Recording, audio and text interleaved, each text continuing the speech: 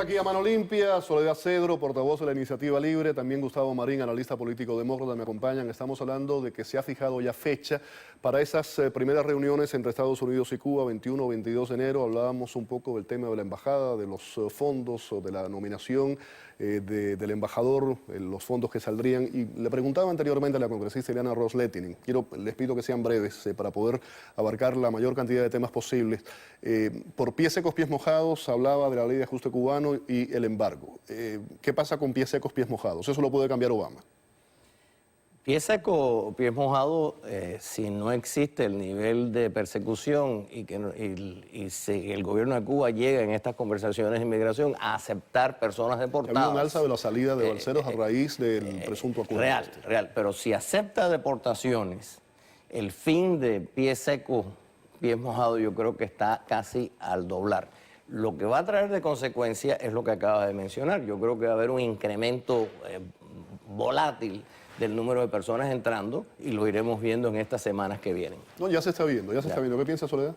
Me parece que recién tú mencionabas que Obama puede ir por pies secos, pies mojados. Me parece que no solamente la administración Obama, creo que también desde el Congreso va a haber mucha gente que está molesta con el accionar de esta administración y que va a decir, bueno, si estamos restableciendo relaciones, si ahora no es un enemigo, ¿por qué tenemos este tipo de cláusulas específicas para esta comunidad? Pero eso lo puede levantar Obama unilateralmente. El tema de pies secos, pies mojados, eso fue una orden de Clinton. Puede hacerlo por acción ejecutiva. Pies mojadas, sí, pero no la ley. No, hablo de pies secos, pies mojados. Por acción ejecutiva sí lo puede hacer. Claro. Ahora, la ley de ajuste cubano. La base de la ley de ajuste cubano es el asilo político, ¿no? Entonces, ¿cómo se entiende? ¿Cómo se justifica eso ahora? Yo creo que va a haber mucha discusión, una reinterpretación y eventualmente va a cundir a un final en este sentido. Yo no estoy muy seguro que ninguno, ni el Ejecutivo ni el Congreso, se oponga a su eliminación, porque vamos a ser sinceros, una gran cantidad de las personas que están aquí, que han venido, no han venido por persecución política, y yo creo que... Hay una migración política y una inmigración económica. Y sinceramente, en términos de justicia, un colombiano, un ecuatoriano, cualquiera otro tiene el mismo derecho a entrar aquí, o las mismas oportunidades se le deben dar de una manera u otra. Quiero saber, Soledad, además como argentina, ¿qué piensas de eso? No, me parece que Estados Unidos tiene derecho a decidir quién quiere que se quede en su casa, como cualquiera. Uno le puede abrir la puerta a quien quiera y mientras duró esta hostilidad con Cuba era lógico que existiera pero con estos cambios, esta ley. Pero si existen estos cambios... Si la base de todo eso es el asilo político, ¿se justifica? Claro, no, se cae, lógicamente. Si ya no creemos que hay un riesgo en Cuba, entonces no tiene ningún sentido. Hay que ver qué van a hacer también con el tema de Cuba como una nación que promueve el terrorismo. ¿La van a quitar de esa lista? ¿No lo van a quitar? Hace apenas un par de semanas no quitaron a Cuba de esta lista y sin embargo después se anunciaron los cambios en las relaciones. Pero eso va a ser, todas estas cosas son políticas. O sea, la administración de Bush quitó a Corea del Norte como una nación que promovía terrorismo en vista a una supuesta negociación que iba a ocurrir y después la reinsertaron de nuevo. Yo te diría que muchas de estas cosas son negociables. Claro, que logísticamente no está a 90 millas y no hay que perder en cuenta lo que acaba de pasar pasó hace un par de años atrás con el barco de Panamá.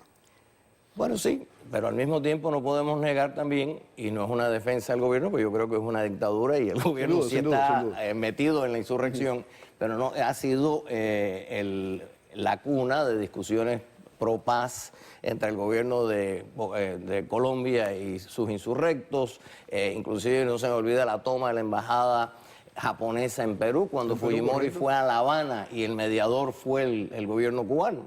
Así que yo creo que hay una serie de avales, pero todo esto es simple y llanamente, porque a veces se nos olvida aquí, estos no son principios, ojalá fueran principios, pero no hay ninguno, estos son finales de todo, estos son la política y sobre todo la diplomacia. Es una cuestión de conveniencias. ¿De qué se está discutiendo? ¿Qué quiere usted lograr y hacia dónde va? Eso es todo. Aquí no hay...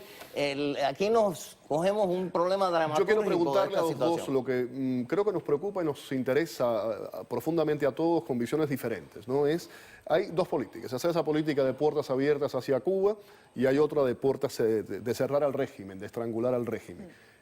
¿Crees de verdad que esta política de abrirse a Cuba puede traer eventualmente una democratización dentro de la isla? Yo creo que esta política, como la anterior, definitivamente nunca fue definida como una política para cambiar un régimen. Las adiciones que se hicieron de estos 20 millones, y yo me pregunto, si a mí me hubieran dado los 20 millones en otra época, se acababa la mitad de América en un momento dado. Lamentablemente eso no llegó. Yo creo que muchas de estas cosas irán. Lo importante de esto, lo más diferente, yo creo que el grave problema de Cuba es lo que el pueblo hablaba de resolver.